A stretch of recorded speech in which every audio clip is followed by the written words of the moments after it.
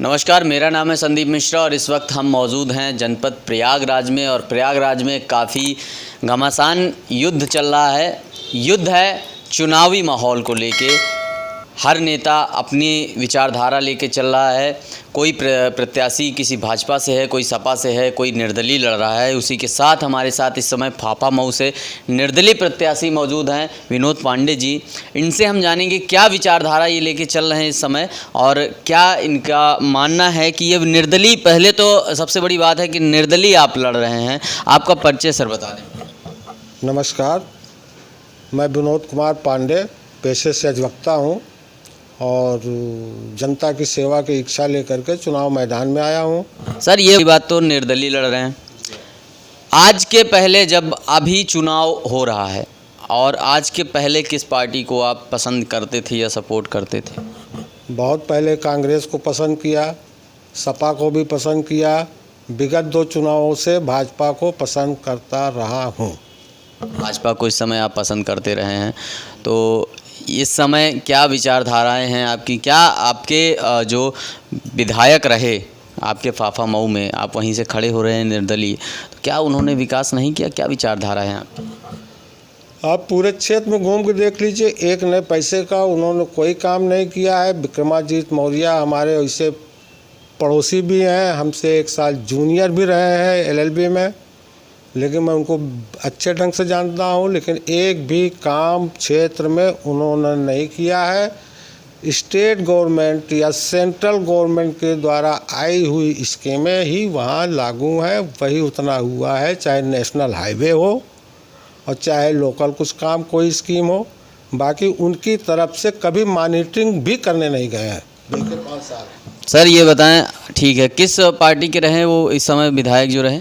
Bharatiya Janata party के। Bharatiya Janata party तो कह रही है सर हमने बहुत विकास किया है, चाहे वो पार्टी ने किया होगा, नेशनल हाईवे वगैरह बनाया है, इसमें कोई दो। भारतीय जनता पार्टी, लेकिन विधायक के लेवल पे वहाँ कोई भी काम नहीं हुआ है। कोई काम नहीं हुआ है, वो सिर्फ भारतीय जनता पार्टी ने किया है। विधायक को जो 10 करोड़ रुपया मिला, उसका एक नए पैसे का इस्तेमाल क्षेत्र में नहीं हुआ है। नहीं हुआ है। तो ये बताएं, भारतीय जनता पार्टी का विधायक रहे, अब वहाँ पे आप क्या विकास लाना चाहेंगे? आपके तरफ से क्या रहेगा अगर आप आते हैं आने वाले चुनाव में, आपकी सत्ता बनती है, तो क्या आपके विचारधाराएं, क्या विकास वहाँ पे लाएंगे? सबसे बड़ी समस्या उधर पानी की है, पीने की पानी की। कोई कहीं कोई टंकी नहीं है। पूरे क्षेत्र में लगभग 400-500 बूथ हैं, गांव होंगे लगभग 1000। मुश्किल से 2-3 टंकियां बनी हुई हैं पूरे क्षेत्र में। बाहर सड़कें बनी है, गांव के अंदर चले जाइए, एक भी सड़क कहीं भी ठीक ठाक से नहीं बनी हुई है। उन सड़कों को मरम्मत कराना है पूरे गांव में। किसी के भी गांव में किसी के दरवाजे पे सुविधा अनुसार कम से कम 4 व्हीलर पहुंच जाए, वो सारी सड़कें हमको बनवानी है और दुरुस्त करनी है। अच्छा, सबसे बड़ी बात यहाँ पे है, कभी भी हम जिस भी क्षेत्र में जाते हैं वहाँ पे जो विधायकों का, ये प्रतिनिधियों की बात आती है, वो हमेशा ये कहते हैं कि हमने विकास बहुत किया है। लेकिन जब गांव में जाते हैं, अंदर घुसते हैं, तो वहाँ पे ये आता है कि जहाँ मैंने पहले भी, आपने अगर हम जब खबर देखते होंगे तो मैंने यही कहा है कि वो वहीं खड़े होते हैं जहाँ पर बना होता है, और जहाँ पर बनाना होता है वहाँ उनको दिखता नहीं है। तो यहाँ पे फाफा मऊ की भी बात यही आ रही है कि जहाँ बना है वहाँ हम खड़े होंगे और जहाँ नहीं बना है वो हमको दिखता नहीं है। जी है, सही बात है, बिल्कुल सही है। तो अब इस समय आपके प्रयागराज में क्या माहौल है? प्रयागराज में माहौल तो इस समय, चूँकि मैं खुद अपना देख रहा हूँ, इसलिए प्रयागराज का माहौल बहुत ज़्यादा हमारी समझ में नहीं आ रहा है। सरकार विधायकों के तो खिलाफ है। तो आप ये बताएं, जैसे अभी तो जो विधायक हैं, अभी भारतीय जनता पार्टी की वजह से सिर्फ उनकी ही लहर चल रही है। अभी आपने शायद कल हमारी खबर देखी हो सिद्धार्थनाथ सिंह जी की, तो उनके लिए क्या विचारधारा है? क्योंकि वो भारतीय जनता पार्टी से भी हैं और काफ़ी प्रचार विसार कर भी रहे हैं, मंत्री भी रहे, और आज जो उनके तरफ से चल रहा है, जो खबरें हमारी चल रही हैं और भी चैनलों में चल रही हैं, आपकी क्या विचारधारा है? अब सिद्धार्थनाथ जी, हमारे ख्याल तो लगभग सभी विधायकों को वही स्थिति है कि क्षेत्र में उन्होंने जो है बहुत कम काम किया है, बहुत कम गए हैं। सिद्धार्थनाथ जी तो भला कभी कभी जाते भी हैं। और बाकी रही विकास के तो विकास वही केवल सरकारी सेंट्रल गवर्नमेंट से जो हो रहे हैं या स्टेट गवर्नमेंट से हो रहा है। विधायकों का कोई रोल बहुत अच्छा दिखा नहीं है। विधायकों का कोई रोल नहीं दिखा। तो हम पूछना ये चाहेंगे, कल जो हिमांशु दुबे का मैटर चल रहा है, आपने देखा हो तो उस पर आपका क्या कहना है? अब देखिए, मैं तो पूरी कहानी को जानता नहीं हूँ, ठीक है, लेकिन जो सरगम चांसेस दिख रहे हैं उसके हिसाब से हिमांशु दुबे जो है निर्दोष है। निर्दोष है? जी हाँ। किस हिसाब से? इस हिसाब से कि वो सल्फास लेके सिद्धार्थ नाथ सिंह को मारने या हमला करने नहीं जाएगा। तो आप सिद्धार्थ नाथ सिंह तो कह रहे हैं ये हमको मारने आया था। अब सिद्धार्थ नाथ सिंह कुछ भी कहे, अब इसके अलावा चारा क्या है उनके पास? सही बात है, इसके अलावा चारा क्या है, क्योंकि जीतना भी है जी। इसके अलावा उनके पास चारा क्या है? अब एक आदमी का मुंह बंद करने के वो तो पूरा फैल गया, वायरल भी हो गया। कह रहा है कि हमने 10 दिन पहले ही वीडियो वायरल किया था। नहीं, ये हमने ये भी देखा है कि उसमें जो बातें चल रही थी, हमारे कप्तान साहब ने तुरंत ही खंडन करते हुए वहाँ पे ये कहा था, हमारी न्यूज़ चैनल में भी चला था कि ये अफवाह है, कोई भी वो नहीं हुआ है, हमला नहीं हुआ है। ये आज तक ने भी गलत न्यूज़ चलाई है, अगर अफवाह फैलाएंगे तो हम उनके ऊपर कार्रवाई भी करेंगे। पर ऐसा आपको क्या लगता है, आपके विचारधारा से क्या है कि ऐसा क्या हुआ रात भर में कि कप्तान साहब एक जो सम्मानित व्यक्ति हैं और अधिकारी भी हैं, वो बयान दे रहे हैं, उनके नीचे के जो अधिकारी हैं वो उनके ऊपर उसी धारा पे मुकदमा ठोक देते हैं? जाहिर सी बात है कि अधिकारियों के ऊपर दबाव है। दबाव कहीं से भी हो सकता है। कहीं से भी हो सकता है। जी हाँ।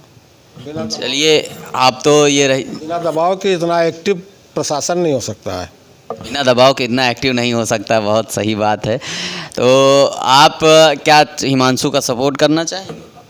अब हिमांशु हैं कौन, उनका समर्थन तो करेंगे। भाई देखिए, बात दोस्त है तो जरूर सी बात है, उसका समर्थन तो करना चाहिए। क्योंकि हम इसलिए पूछ रहे हैं आपसे क्योंकि एक तो पहला वो भारतीय जनता पार्टी के कार्यकर्ता हैं, दूसरी बात एक युवा हैं।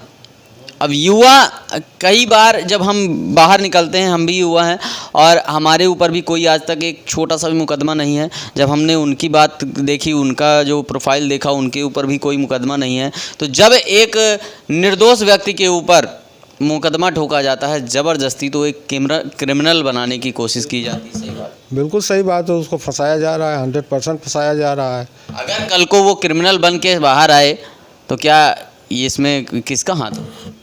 अब समाज है, सपोर्ट उसको करे, क्रिमिनल नहीं बनने देना चाहिए। आप तो अधिवक्ता भी हैं। तो अधिवक्ता के लेवल पे तो हम उसका सपोर्ट करेंगे। हमारे पास आएगा, हम पूरा उसका मुकदमा लड़ेंगे, पूरा देखेंगे सही। चलिए, हम आपके क्षेत्र में आते हैं, जहाँ तक अभी जो आपने कहा, क्या विचारधाराएं हैं, ये पेपर दीजिएगा आपके रहे हैं, है ना, ये आपने छपवाया है और ये जनता में दे भी रहे हैं, शायद आप बंटवा भी रहे हैं और बहुत अच्छी बात है। इस पे क्या लिखा है आपने? कुछ मेन बातें जो आपने लिखी हों। इसमें मेन बातें ये हैं कि राजनीतिक पार्टियां सब मिल करके केवल जनता को बेवकूफ़ बना रही हैं। चाहे हम सपा को चुने, चाहे भाजपा को चुने, चाहे बसपा को चुने, अंततः गत्वा सारी कार्यप्रणाली एक ही है, सारे नेता एक ही हैं। चाहे इधर जाए चाहे उधर जाए, कुल मिला के सारे लोग एक ही हैं। ठीक है, तो मैं इन राजनीतिक पार्टियों का विरोध कर रहा हूँ। तो चलिए, अगर आप जीत के आते हैं, हमारी शुभकामनाएं हैं आप जीतें। अगर जीत के आते हैं तो क्या सरकार तो भारतीय जनता पार्टी की ही है ना, और प्रत्याशी जो उनके रहे उनके बारे में आप अच्छी तरह से जानते हैं, क्या विकास किया उन्होंने।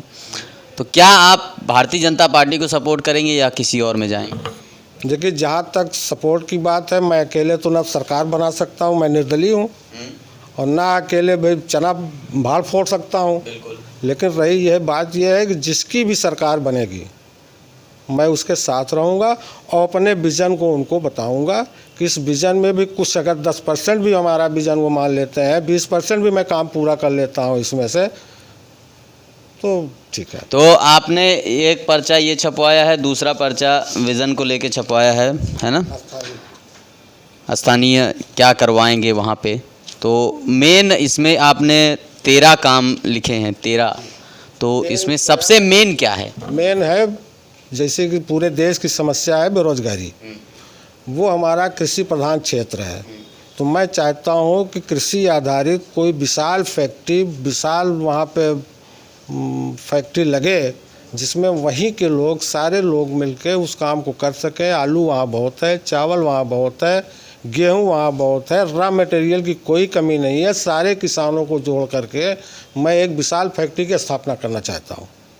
आप फैक्ट्री की स्थापना वहाँ पे करना चाहते हैं, बेरोजगारी ख़त्म करना चाहते हैं? से जो भी कुछ बनता है, निर्माण जो है, फैक्ट्री डालेंगे, आलू और उसका पूरी खपत हमको बाहर से नहीं लेनी है और सबको उसमें जोड़ेंगे।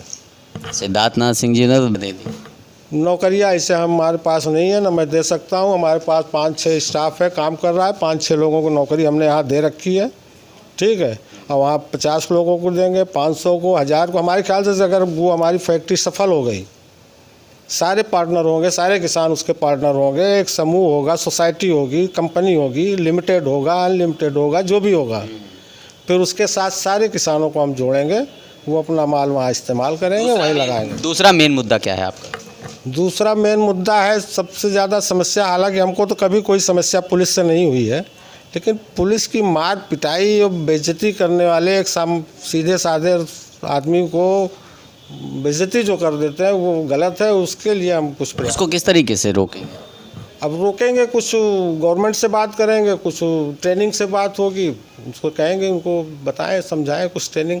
भाई CBI वाले तो किसी को नहीं मारते, NIA वाले तो किसी को नहीं मारते, वो भी पुलिस है। सिक्योरिटी बॉर्डर वाले तो किसी को नहीं मारते। यूपी पुलिस क्यों इस तरह के व्यवहार करती है? वो सारी चीज़ CBI निकाल लेती है। पूछताछ बैठाल के भी 1 दिन में, 2 दिन में, 4 दिन में आप कर सकते हो, क्रॉस कर सकते हो आप, लेकिन आप बस सीधे डंडा, ये गलत बात है। सही बात है। जहाँ भी कोई भी अगर पकड़ा जाता है, इसमें लिखा भी है जी, हमने, इसमें लिखा भी है, देखिए नीचे, इसमें हमने लिखा, पुलिस की संस्कृति पे हमने लिखा है, लास्ट देखिए 12-13 नंबर पर, पुलिस की वर्तमान संस्कृति को लेकर बहुत अच्छी बात है। इसको लेकर के अगर आप आएंगे तो आपके क्षेत्रवासी बहुत ही थोड़ा सा खुशी होंगे। और फाफा मऊ के क्षेत्रवासियों से यही कहना चाहूँगा कि व्यक्ति देखिए जो इन्होंने कहा, जो इनकी विचारधारा है, व्यक्ति देखिए, ना कि पार्टियां देखिए। व्यक्तियों को देख करके, उनकी विचारधाराओं को देख करके और उनको चुनिए। प्रत्याशी कोई अच्छा है, सपा का ही प्रत्याशी कोई अच्छा है, बसपा का कोई प्रत्याशी अच्छा है, तो उसको जिताइए आप। पार्टी के आधार पर उसको वोट मत करिए कि ये बसपा का है, हमको बसपा में देना है। ऐसा नहीं है। बसपा का कैंडिडेट कौन है ये आप देखिए, सपा का कैंडिडेट कौन है ये आप देखिए, भाजपा का कैंडिडेट कौन है। इसमें नहीं मिलता है, बाहर आइए, बहुत दसियों लोग लड़ रहे हैं चुनाव। सबका कैंडिडेट, पहला तो मैं ये कहूँगा सबके कैंडिडेट देखिए कौन है। दूसरा ये देखिए पैदल कौन चल रहा है, क्योंकि पैदल चलने वाला व्यक्ति आपको ध्यान देगा, आपका ध्यान देगा। जो 20 गाड़ियाँ और 20 असलहे लेके चल रहा है, उसके पास पैसे आएंगे तो वो 20 असलहों का पहले पैसा चुकता करेगा, तब आपका ध्यान देगा। तो पहले प्रत्याशी देखिए जो आपका ध्यान दे रहा है। ये मैं आपको यही शुभकामनाएं दूंगा। आपके विचारधाराएं तो बहुत अच्छी लगी हमें, और यही शुभकामनाएं दूंगा कि 2022 में आप निकल के आएँ। बिल्कुल बिल्कुल आगे बढ़ाई जाएंगी, और ये भी बहुत अच्छी हैं आपकी, और शुभकामनाएं यही हैं कि 2022 में आप हमें फाफा मऊ में दिखें। और धन्यवाद। यहीं से स्पाई न्यूज़ से संदीप मिश्रा। बहुत धन्यवाद।